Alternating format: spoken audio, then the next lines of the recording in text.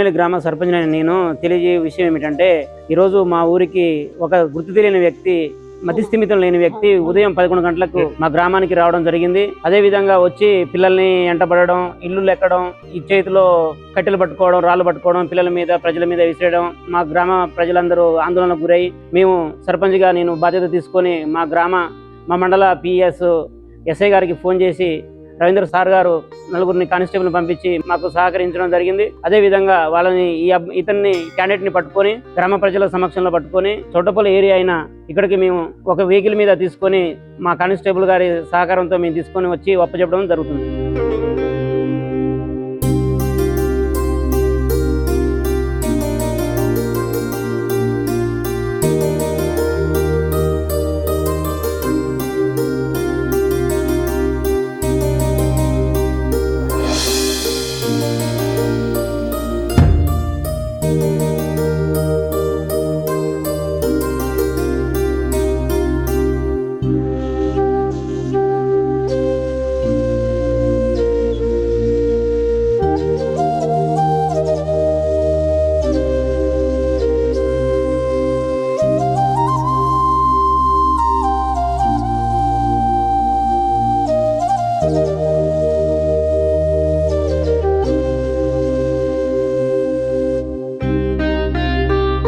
నా పేరు షేక్ రఫీ.